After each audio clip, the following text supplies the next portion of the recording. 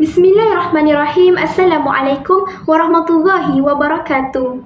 Salam resensi, salam kehidupan dan salam sejahtera.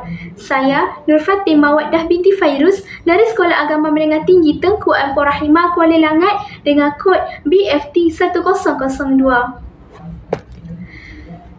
Sesungguhnya Allah Subhanahu Wa Taala telah memberikan amanah pentadbiran ke atasku. Aku tidak menerima tanggungjawab ini kerana inginkan kekayaan, keseronokan syahwat, makanan atau pakaian. Tetapi kerana Allah Subhanahu Wa Taala telah mengurniakan kekuatan rohani ke atasku yang hanya dimiliki oleh sebahagian orang. Begitulah petikan kata-kata daripada seorang pemimpin dan ulama yang sangat hebat, iaitu Sayyidina Abdul Aziz. Maka pada hari yang indah ini, saya akan mengupas sebuah buku yang bertajuk Umar Abdul Aziz, nukilan Dr. Zulkifli Muhammad Al-Bakri, yang mana merupakan seorang penulis buku-buku sejarah Islam yang tidak perlu diperkenalkan lagi di Malaysia. Buku ini mengisahkan perjalanan hidup Umar Abdul Aziz yang merupakan seorang pemimpin tersohor dalam kanvas sirah Islamiah. Beliau juga merupakan seorang ulama terkenal dan juga merupakan salah seorang dari 5 orang Khulafa Ar-Rashidin. Ayahandanya bernama Abdul Aziz bin Marwan dan bundanya bernama Ummu Asim binti Asim. Beliau dibesarkan di kota Madinah dalam keadaan yang cukup selesa. Ruang lingkup sosialnya yang dikelilingi oleh para pembesar, para ulama serta orang-orang yang soleh telah menjelmakan kepribadian dan jati diri yang begitu unggul dalam diri beliau. Hatinya begitu terpaut dengan ulama terkemuka pada ketika itu, iaitu Abdullah bin Umar yang merupakan bapa saudara kepada ibunya. Sifat kepimpinan beliau sangat dikagumi oleh para ulama dan menjadi teladan kepada pemimpin Islam.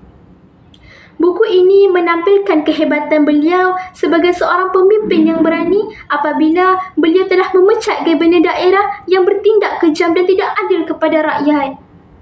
Sifat kejujuran beliau juga dinyatakan dengan jelas dalam buku ini melalui tindakan beliau yang memulangkan ke semua barangan kerajaan yang telah diberikan kepada beliau semasa menaiki tahta ke Baitul Mal. Bukan sahaja tanah pusakanya, tetapi juga barangan kemas yang diterima oleh isterinya dikembalikan semula kepada negara. Sifat qanaah beliau juga dicatatkan dalam buku hebat ini.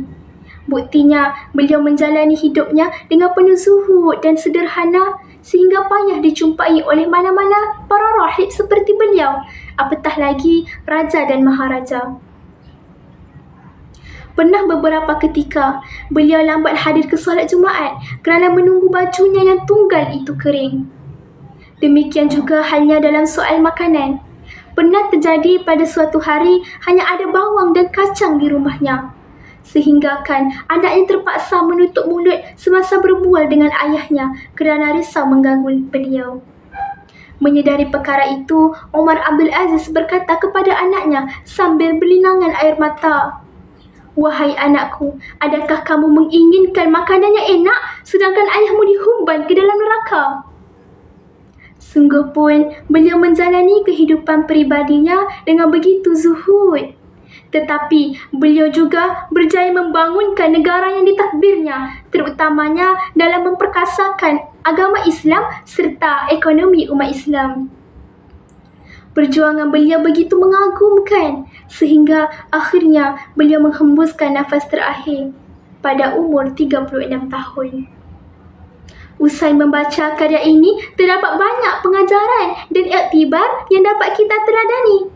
Antaranya, kita haruslah mendalami falsafah hidup yang menjadi pegangan hidup Umar Abdul Aziz yang menjadikan kita sebagai khalifah di muka bumi ini untuk sentiasa menjadikan kejujuran, keadilan dan amanah sebagai tunjang kepimpinan dalam kehidupan kita demi meraih redha ilahi.